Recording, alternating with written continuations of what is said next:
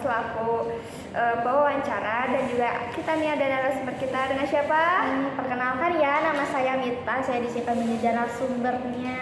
Nah, jadi di hari ini kita akan membahas tema penting nih dalam dunia RA dan PAUD tentang bagaimana anak usia dini berkembang dalam bahasa, terus ada nilai anti kekerasan seksual, terus juga ada moderasi beragama, sampai pada pengenalan bahasa Al-Quran dan hadis ini.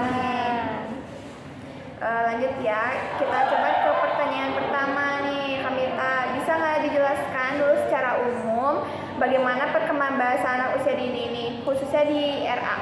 Boleh, Safa. Jadi tentu ya anak usia dini mengalami perkembangan dalam berbagai aspek bahasa, mulai dari pragmatik.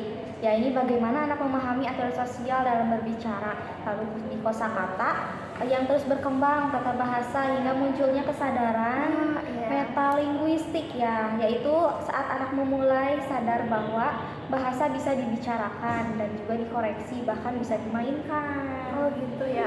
Jadi mereka mulai bisa merangkai kalimat ya? Betul. Mereka belajar sintaktik juga, urutan kata, fonologi kayak suara huruf tuh, morfologi, bentuk kata, dan semantik. Semantik itu kayak makna ya. Di RA bisa dikembangkan lewat kegiatan mendongeng, kayak bercakap kayak gini ya. Iya, betul. Lalu ada bernyanyi-nyanyi dan bermain peran. Nah, selanjutnya nih ada anti kekerasan seksual dan moderasi beragama. Nah, sekarang ini kita masuk ke isu penting ya. Jadi bagaimana nih pengembangan bahasa bisa membantu dalam tema anti kekerasan seksual ini?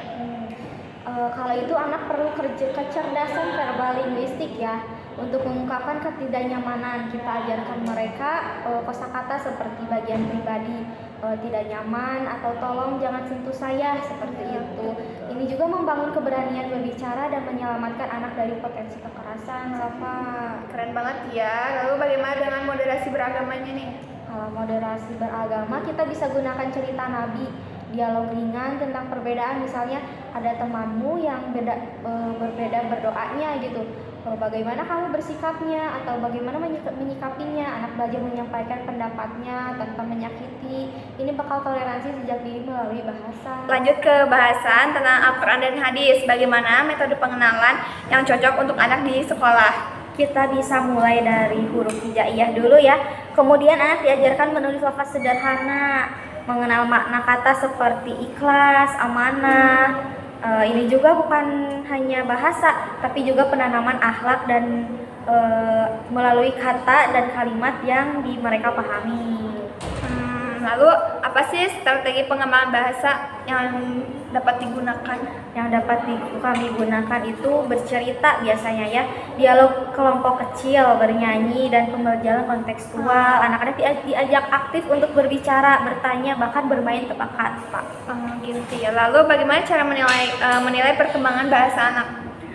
Melalui observasi langsung, misalnya apakah anak bisa menyampaikan ide, menjawab pertanyaan, mengenal huruf, dan menirukan tulisan. Kita proses ini bukan hanya hasil akhir. Lalu yang terakhir nih, banyak sekali ya anak sekarang lebih suka gadget dibanding buku. Nih, apa sih dampaknya pada perkembangan bahasa anak? Nah, ini jadi tantangan besar ya, Safa. Iya. Untuk kurang interaksi lisan, kosakata terbatas, fasih bicara, maka orang tua dan guru itu harus memberikan contoh yang baik ke anaknya, memberikan bacaan buku setiap hari, memberi waktu ngobrol bersama anak, gitu. Gitu ya. Singkat sekali ya, sudah selesai. Terima kasih ya kepada Mbak Kamita selaku narasumber kita hari ini. Semoga yang diberikan, yang dipaparkan bermanfaat bagi kita semua ya, bagi generasi penerusnya. Sama-sama dong Kak Safa. Mari kita terus dampingi anak-anak kita ya dengan cerita, cinta, dan bahasa yang membangun. Iya. Sampai jumpa di episode berikutnya. Terima kasih.